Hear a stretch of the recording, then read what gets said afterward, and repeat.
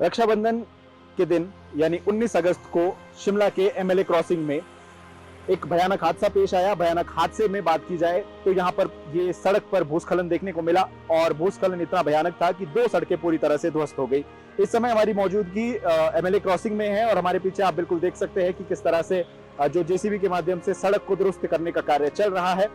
उम्मीद ये है कि आने वाले 2 दिनों के अंदर अंदर इस सड़क को जो है वो फिर से ठीक कर दिया जाएगा और जिस तरह से कार्य चल रहा है उसके बारे में जरूर हम यहाँ पर तस्वीरें आपको दिखाना चाहेंगे। यहाँ पर जैसा कि आप देख सकते हैं कि जेसीबी के माध्यम से सड़क को फिर से ठीक करने का जो कार्य है वो चल रहा है। आपको बता दें कि 19 अगस्त को यहाँ पर पहली बार भूस्खलन हुआ और इसके बाद 20 अगस्त की रात करीब 10 बजे यहाँ पर एक बार फिर भारी भूस्खलन हुआ, जिसमें आप ऊपर जो ये मलबा देख पा रहे हैं, ये एक रेन शेल्टर ऊपर वाली सड़क में हुआ करता था, ये पूरी तरह से ध्वस्त हो गया और ये भी मलबे का शिकार हो गया। इसके साथ ही एक और रेन शेल्टर जिसकी एक छोटी सी छत हम यहाँ पर देख पा रहे हैं, वो रेन शेल्टर भी यहाँ पर हुआ करता था नीचे वाली सड़क में, और उस मलबे के कारण पेड़ गिरे। ये जो पेड़ हम स्क्रीन पर इस समय देख पा रहे हैं वो पेड़ गिरा और पेड़ की वजह से ये पूरा रेन शेल्टर भी ध्वस्त हो गया। ये सड़क पूरे करीब 1 हफ्ते का समय हो चुका है। उस 1 हफ्ते के समय से ये सड़क अभी तक बंद है और अगर बात की जाए तो संभावित है कि आने वाले 1 से 2 दिनों के अंदर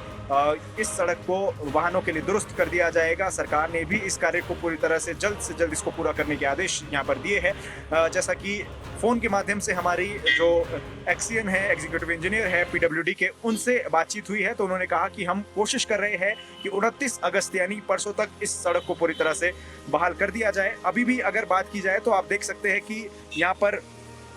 जेसीबी के माध्यम से और अन्य जो लोग हैं यहाँ पर कार्य कर रहे हैं, पीडब्ल्यूडी के माध्यम से ये जो कार्य है उसको किया जा रहा है और जल्द उम्मीद है कि लोगों को इसकी सुविधा एक बार फिर से मिलेगी और यहाँ से एक बार फिर जो वाहन है उनकी आवाजाही हो पाएगी। बता दें कि शिमला में भूस्खलन का जो सिलसिला है वो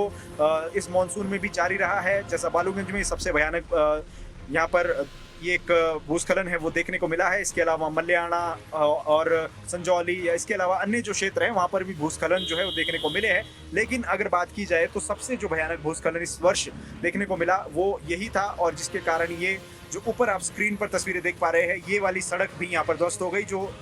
बालूगंज से चौड़ा मैदान और एडवांस सिटी की ओर जाया करती थी। ये जो मुख्य मार्ग से जाने वाली सड़क है ये बालूगंज, समर हिल, आगे जाकर ये टुट्टू चक्कर को भी यहाँ से जोड़ती है और ये मुख्य मार्ग है जिसकी तस्वीरें हम आप सभी को यहाँ पर दिखा रहे हैं। इस मुख्य मार्ग से होती हुई ये सड़क, इस सड़क से रोजाना यूनिवर्सिटी के छात्र, रोजाना गांव के लोग आवाजाही करते हैं, लेकिन इस समय लोगों को मुश्किलों का सामना करना पड़ रहा है। छात्रों की जो बसें हैं उन्हें घूम कर जाना पड़ रहा है।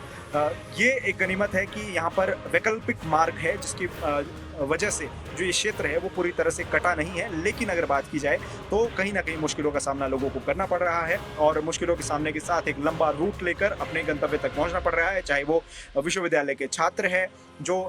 बसों में लंबा रूट लेकर कई बार छात्र लेट भी हो जाते हैं अपनी क्लासेस के लिए, और इसके साथ ही जब वापस आना हो या तो पैदल आपको निकलना पड़ेगा ऊपर वाली सड़क से, ठंडी सड़क से, या फिर आपको बस का सहारा अगर लेना है तो आपको लंबे मार्ग से होकर अपने गंतव्य तक पहुंचना पड़ेगा। तो कई गाँव विश्वविद्यालय वो यहाँ से इस मार्ग से होकर जाया जाता है, लेकिन फिलहाल वैकल्पिक मार्गों का इस्तेमाल किया जा रहा है और हम उम्मीद करते हैं कि 1 से 2 दिन के अंदर ये जो मार्ग है वो पूरी तरह से बहाल हो जाए, जिस तरह से लोक निर्माण विभाग के एग्जीक्यूटिव इंजीनियर का कहना है। उन्होंने कहा है कि परसों तक यानी 29 अगस्त तक ये मार्ग एक बार फिर से बहाल हो जाएगा। आगे की अपडेट रहेगी, आपको जानकारी देते रहेंगे। पंकज सिंह, लोकल 18 शिमला।